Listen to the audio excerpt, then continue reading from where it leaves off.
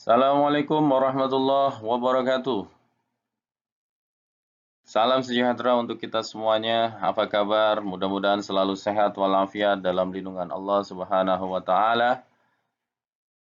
Jumpa kembali dalam materi menghitung kertas dengan pola potong.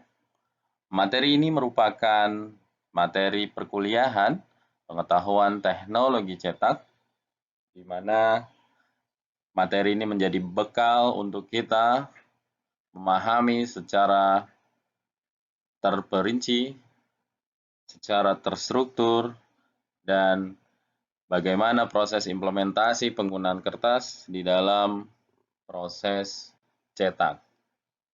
Baik, pertama adalah yang perlu kita ketahui bahwa setiap kertas memiliki dimensi. Dimensi yang dimaksudkan adalah kaitannya dengan ukuran panjang dan lebar dari kertas yang digunakan di dalam proses cetak. Pada materi sebelumnya telah saya jelaskan bahwa kertas merupakan unsur utama atau material dasar di dalam proses cetak, terutama kaitannya dengan proses cetak offset. Karena penggunaannya sebagai material utama, maka kertas memiliki porsi yang sangat besar dalam mempengaruhi harga yang akan diberikan pada produk cetak yang telah jadi, di mana kemarin atau pada pertemuan yang lalu saya jelaskan bahwa kertas memiliki porsi bisa mencapai 40 bahkan sampai 60% mempengaruhi harga.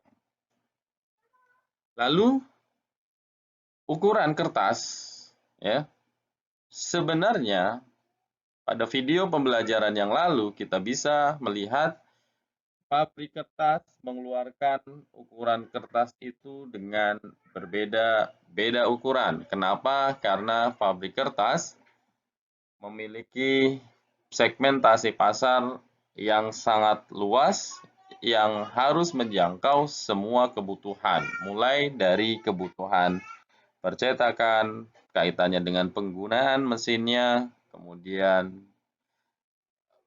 kebutuhan daripada perkantoran karena disesuaikan ya dengan ukuran mesin juga, kaitannya dengan printer. Kalau di dalam kantor maka banyak kita temui kertas yang beredar dalam ukuran perkantoran, biasanya standar ukuran A4, A3, B5, dan seterusnya. Nanti kita akan bahas lebih komprehensif dalam penjelasan materi hari ini. Seiring penggunaannya semakin banyak, maka dibuat standar ukuran yang sama. Nah, inilah muncul ukuran yang tadi saya katakan bahwa kertas memiliki standar ukuran, standar yang kita sebut dengan standar internasional, terdiri dari 4 macam ukuran, di mana deretannya biasa diambil dari klaster ukuran A, klaster ukuran B, klaster ukuran C, dan klaster ukuran D. Nah, dengan ukuran internasional, maka ukuran kertas ini menjadi sama.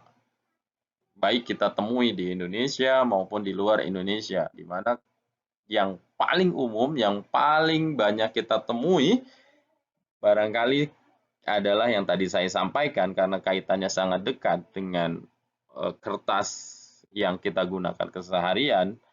Kita bisa melihat kertas dengan mudah adalah ketika kertas tersebut memiliki ukuran A4. Ya, karena ini adalah ukuran standar di dalam office ya, perkantoran dan sebagainya, fotokopi dan seterusnya. Nah, sebenarnya ketika bicara kertas ukuran A4, maka kita bisa melihat ukuran terbesarnya adalah A0. A0, A1, A2, A3, A5, dan seterusnya. Ya, kemudian kita akan melihat B0, B1, B2, B3, dan seterusnya, C0 dan D0 sampai dengan D8. C0 sampai dengan C8. Nah, kertas-kertas inilah yang menjadi dasar pemotongan di dalam proses yang kita kenal dengan proses cetak. Nanti kita akan melihat standar ukuran kertas, bagaimana implementasinya, penggunaannya, dan proses pemotongannya pastinya ya. Nah, bicara tentang standar internasional, maka ada juga ukuran yang standar yang mengacu kepada penggunaan mesin cetak. Nah, tadi ada ukuran A, B, C, D. Ternyata ukuran tersebut selain daripada ukuran yang tadi disebutkan, ya, ada ukuran yang kita kenal sebagai ukuran kertas plano. Ya. Apa ukuran kertas plano? Sebenarnya kertas plano itu adalah kertas yang banyak berkembang di pasaran atau dikenal dengan istilah plano.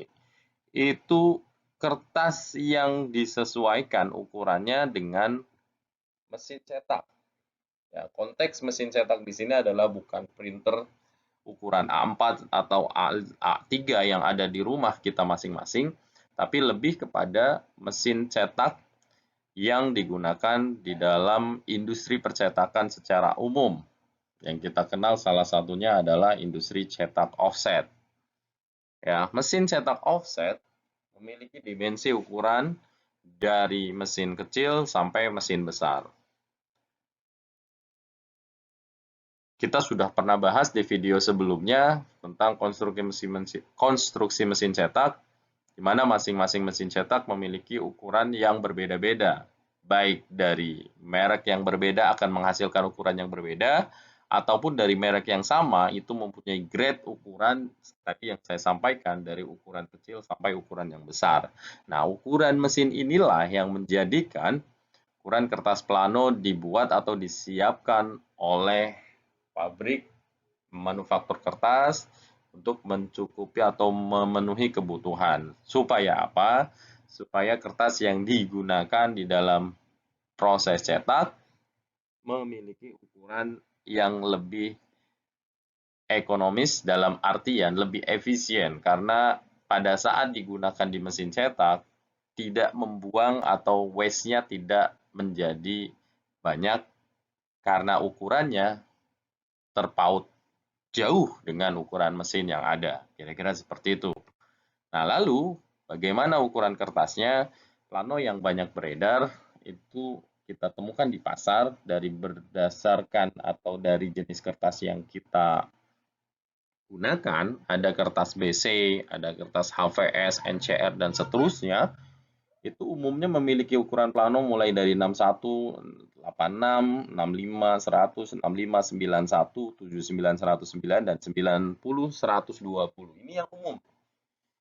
Ya, jadi kalau Anda nanti ke toko kertas, Anda akan menemukan ukuran itu tidak selalu ukuran A, B, C, D, bahkan cenderung ukuran A, B, C, D itu hanya terdapat beberapa seri saja, seperti yang paling umum, ukuran A4 itu paling banyak. Sementara kertas-kertas yang lainnya itu masih dalam keadaan atau masih dalam ukuran plano. Nah, plano inilah yang nanti akan dipotong disesuaikan dengan ukuran cetak. Baik ukuran cetak dengan mesin besar maupun dengan mesin kecil. Berikutnya, ada kertas, ada karton, ada board. Kita perlu tahu bahwa ketika bicara kertas dan karton ini dua hal yang sama tapi tidak serupa.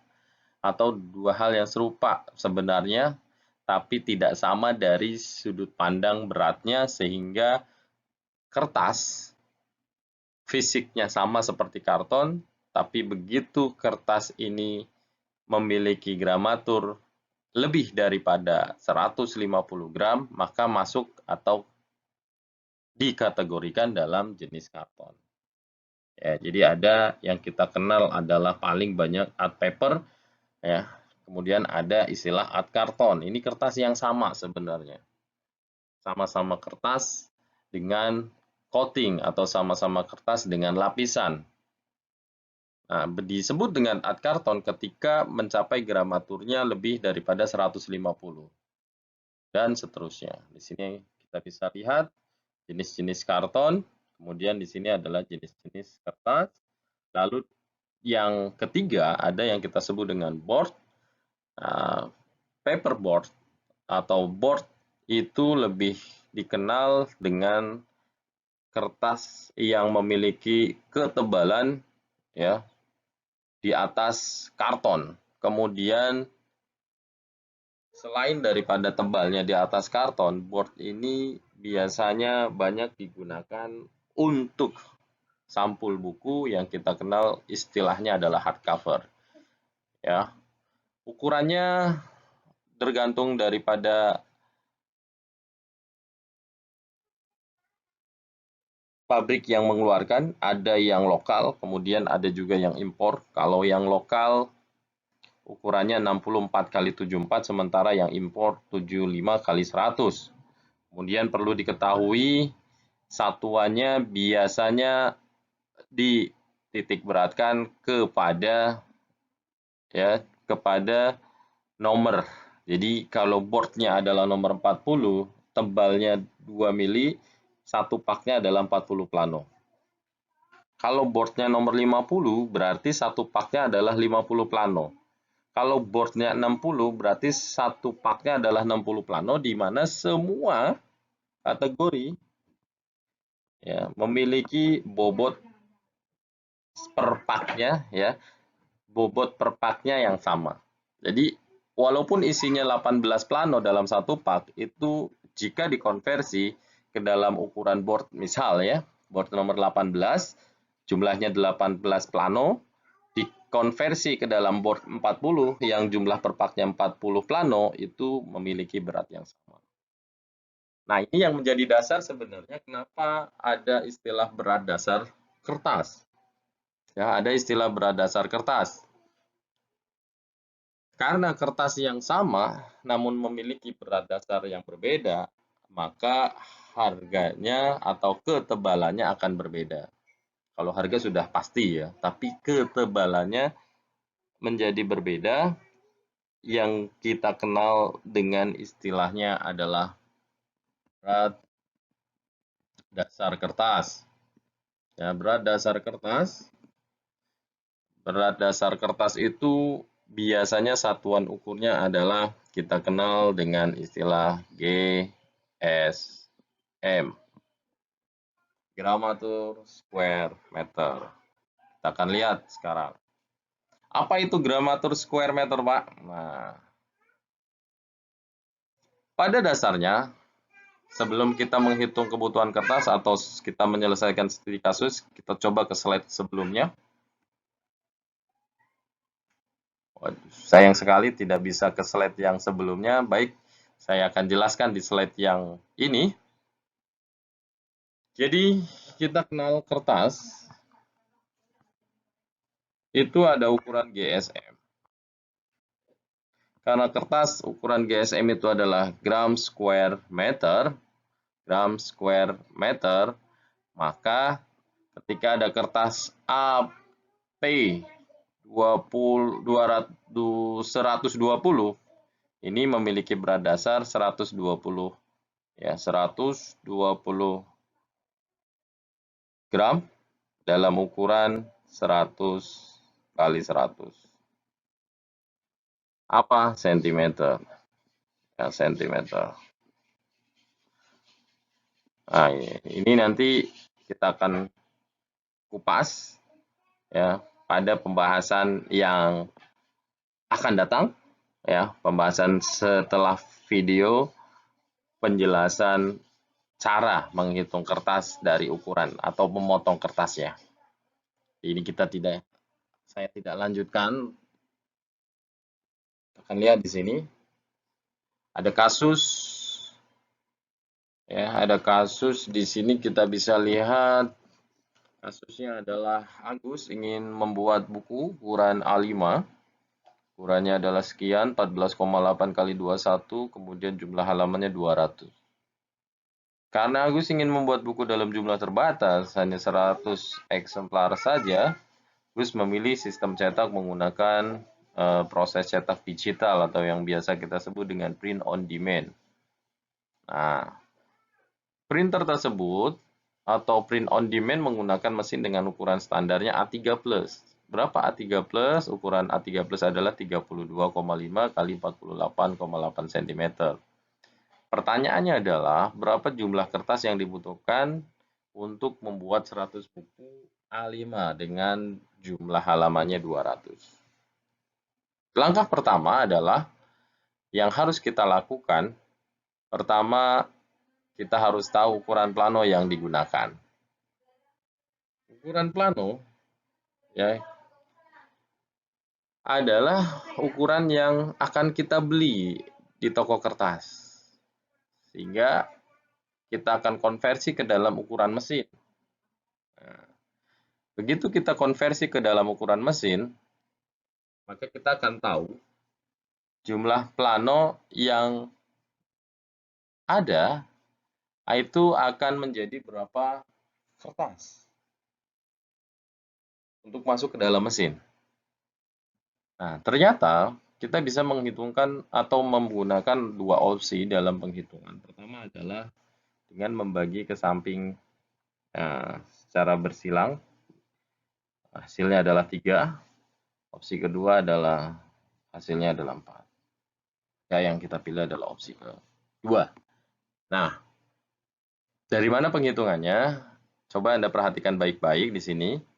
Yang dimaksud penghitungannya adalah kenapa 65 dibagi 48,8 itu adalah 1.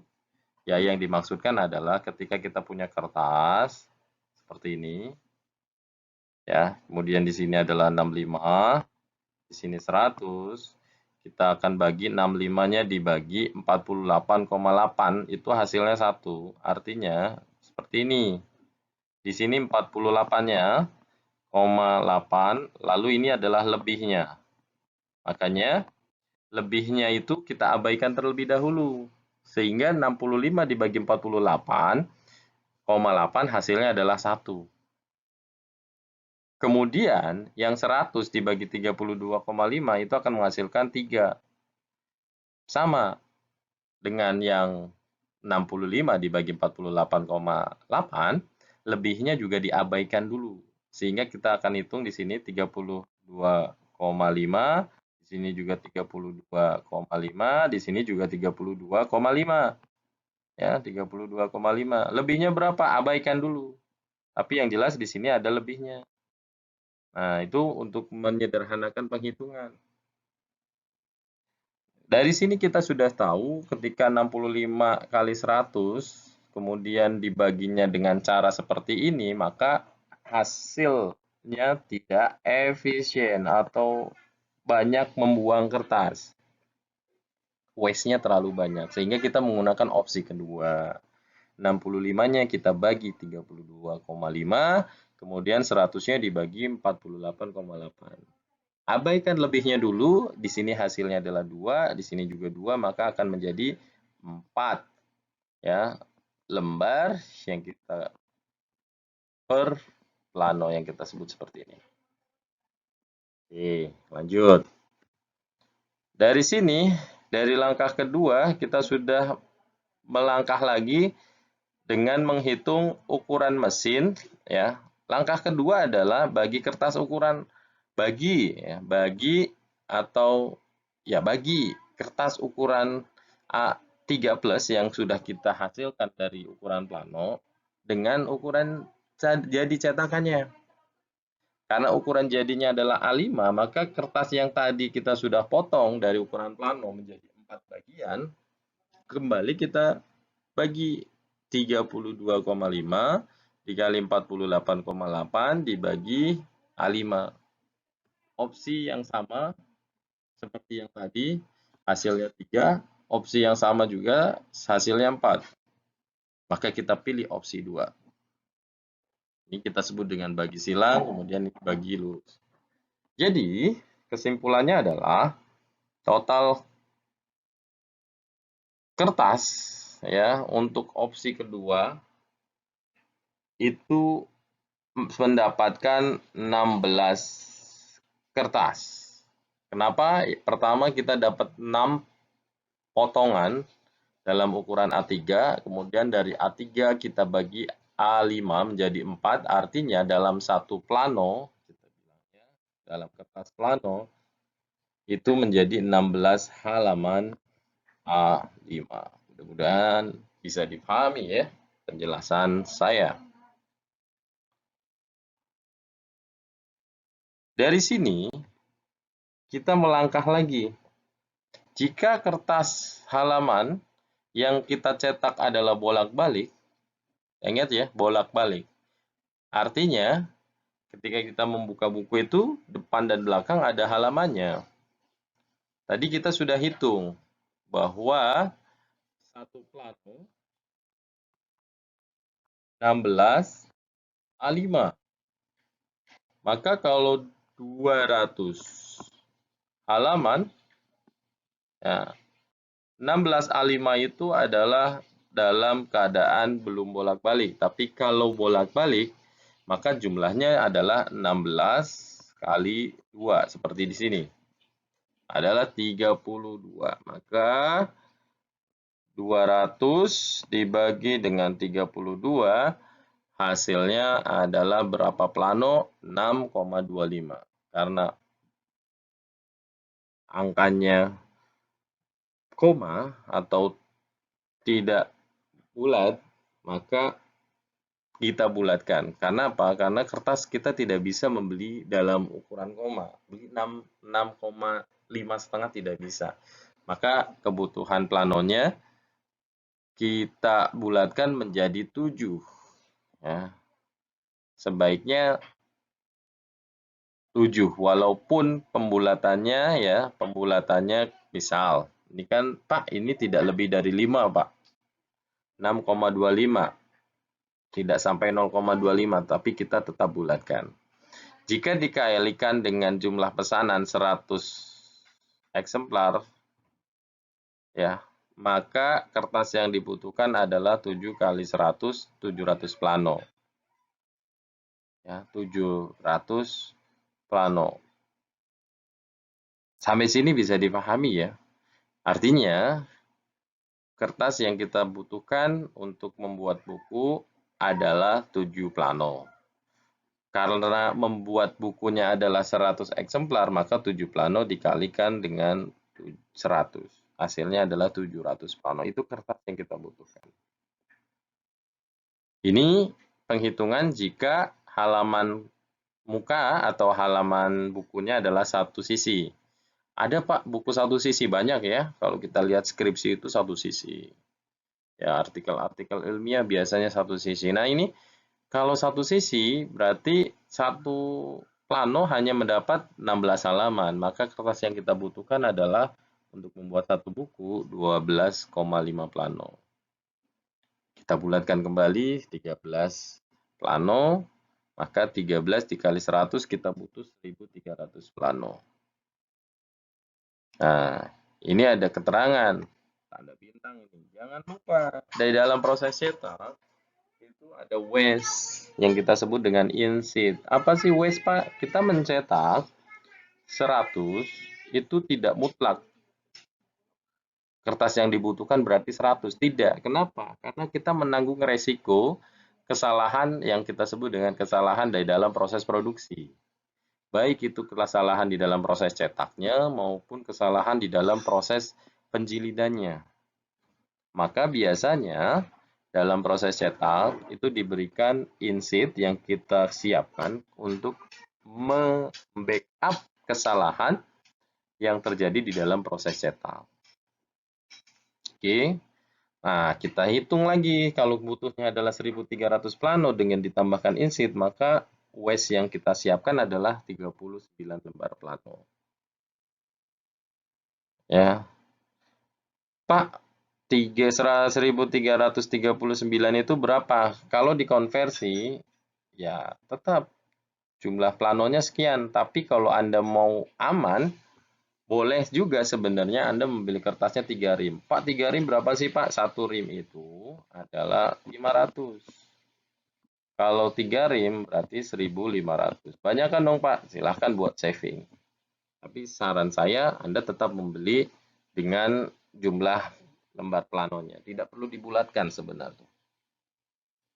Ya, karena konversinya masih jauh dengan rim. Oke, demikian penjelasan singkat mengenai pola potong di dalam menyiapkan proses atau menyiapkan kertas untuk proses cetak. Mudah-mudahan penjelasan sederhana, pemaparan yang singkat ini dapat dipahami dengan baik. Selamat belajar, kita berjumpa lagi dalam penjelasan berikutnya. Assalamualaikum warahmatullahi wabarakatuh.